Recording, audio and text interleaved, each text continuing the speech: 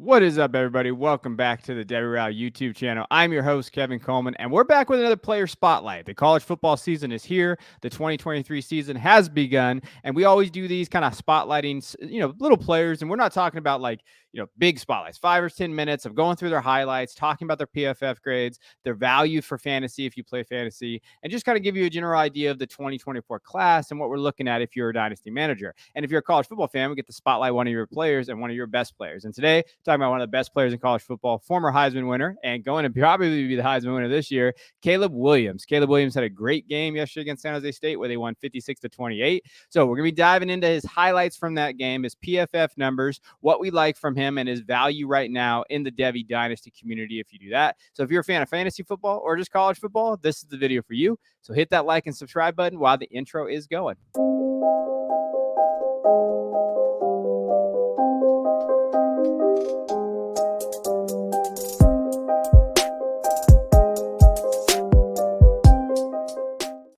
All right, let's get into this. Let's go through the numbers from what he did, and we're just going to go from there. So passing-wise, so the raw stats here, 18 for 25, 278 yards, 72% completion percentage, 4 touchdowns, no interceptions, 8 for -2 yards rushing. He didn't have that rushing upside that you really like to see for a fantasy perspective, but he didn't have to yesterday, and they're going to try to keep him up as much as they can.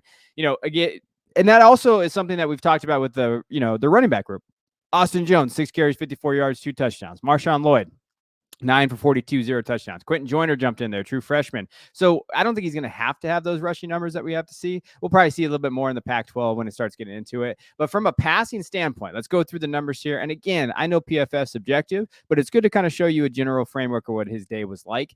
88.8 PFF offensive grade. I mean, their offense was just howling out there. He had 6, drives for touchdowns in terms of that, 4 touchdowns thrown. He was phenomenal. Big time throw. And again, this is more subjective of like, all right, you throw in tight windows, all of those type of things. 11.3% big time throw percentage, which is really good. Last year, he was around that 3.5% for his average.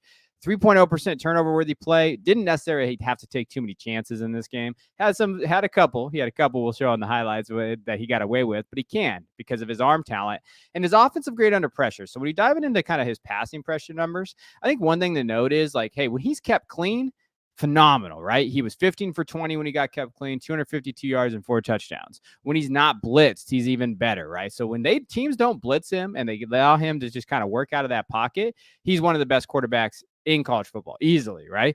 When he got blitzed, though, he was just as good, right? So when he gets blitzed, he picks up blitzes really well. We're going to look at the highlights. We'll talk about a couple of throws that he had, and he can make defenses pay there. When he does get under pressure, though, he was 3 for 6 and 50% completion percentage, only 26 yards, and then 4.3 yards per pass attempt. So that's where that 52% grade comes under there. So when they can get pressure, when teams get pressure from him without blitzing, that's where he can struggle. So that is something to note. Now, this is a very small sample size, but if teams can do that, if teams see this going forward in the Pac-12, we're thinking Oregon, right? These teams that are going to come after him, Utah especially, if they can get pressure without having the blitz, that is one area where they can maybe, get this USC offense and kind of go through it. Now, when we're watching what he does well, this little RPO they run to Zachariah Branch, who is one of the best players already in college football in terms of explosiveness, a true freshman wide receiver who I've highlighted on this channel multiple times. That's unstoppable, right? And that little improvisation right there that you see is why he gets the mini Mahomes kind of moniker. This is where it's just, this defense is futile here. Like, if you're going to give him that much time in the pocket, Caleb Williams is going to make you pay. And that's just kind of the deal with him, right? If you don't get pressure on him on the inside, if you don't push it there, you're going to struggle stopping Caleb Williams. Again, see, he's getting blitzed here. His ability to kind of manipulate throwing angles, but also just give himself a little bit of time. You saw it there, a little back up there off his back foot, still able to get it there. This is the throw that you've been seeing all over social media. It's a rope and it's ridiculous. Like, that's just arm talent, up the Yahoo there. He can get it to his guys, make them make plays. Now, he will do that sometimes and get in trouble, right? He'll make some throws like that do get picked off. So he's got to pick his time, but that's just phenomenal arm talent. You can't teach that. That's just who Caleb Williams is. That's why they think he's going to be the #1 pick. Again, if you don't get pressure on him, he's going to slice and dice your defense. That's just the weapons that he has. This receiver room with these freshmen that are in here and Deuce Robinson at tight end, these guys are going to rival one of the best offenses in college football this year. That's just how good they are. again, getting blitzed here, able to find his guys, pick apart that defense. He is phenomenal against the blitz. That's something that you have to note when you're talking about him as a quarterback. And it's something that NFL teams are going to love as well. Again, kind of a late blitz there, not so much. Able to pick it off, get into his guy, pick off that defender, knows where he's at, and just get it to him, right? Again, little RPO action. This play is almost unstoppable. We're going to see it another time to Zachariah Branch. And that's what I talked about when I talked about Branch. I said that he could be their best weapon this year. I said it back in January. He can be. If they're going to get him more involved like this, that's the area. And you'll see it here too. Running backs, their ability to kind of use Austin Jones and Marshawn Lloyd. If that running back room stays healthy and Zachariah Branch right here stays healthy, it's hard to stop this offense. I mean, putting up 50, 60 points, hit those overs all day, right? When we're talking about betting, hit the overs on this USC offense, especially in the Pac-12. It's that defense that struggles. And I think that's the area that they have to be the most concerned about if you're a USC fan or if you're talking about it. I thought the defensive line was better, but that secondary is still bad, right? And I made a joke yesterday with Christian Williams, who's on the channel. He's like, man, Zachariah Branch looks really good. I was like, can he play corner? Because they really need that, right? But overall, you're going to love this about Caleb. You're going to see it here. This offense is just built for them, able to get the ball out quick, have their playmakers there. He's an absolute fantastic quarterback. And I think he did well. There's not a lot of throws I need to highlight on here that were bad. Overall, I think he can win the Heisman again, just based on the value. We talked about him there.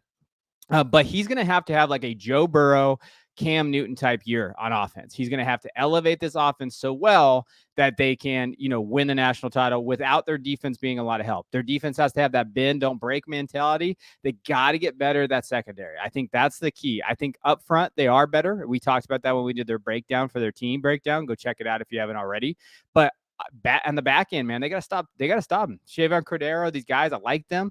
That they're going to be facing much better receiving rooms and quarterbacks. Michael Penix Jr., Jalen McMillan, right? Romeo Dunze. Those guys, they're going to have to stop those guys. And if they don't, we're talking about a kind of a little bit of a moment for USC. If they want to go to the playoff, they need either Caleb to elevate himself to a highest level that he's played, or that defense has got to step up a little bit on that back end. So overall, where he's coming in at, he's going to be drafted probably the 101 in Superflex League right now. That's where he's getting valued. He's probably coming in as number 8 or number 9 quarterback in that Tua, maybe Deshaun Watson, Fields area, right? So we're thinking of that. CJ Bryce in that area. That's Caleb probably coming in, but he may be valued higher. I know we did a combined draft like a month ago where he went as QB6. So there are some kind of variants. So in terms of where his value is at, I just want to make sure I give that to you guys there. But overall, love watching this kid play. He's a lot of fun. He could have that Heisman moment, but that defense has got to step up, or he's going to have to elevate this offense to that 2019 LSU level, which I think they can because he has a perfect head coach for that. So appreciate you guys. Hit that like and subscribe button. We're excited college football is back. See you guys in the next one.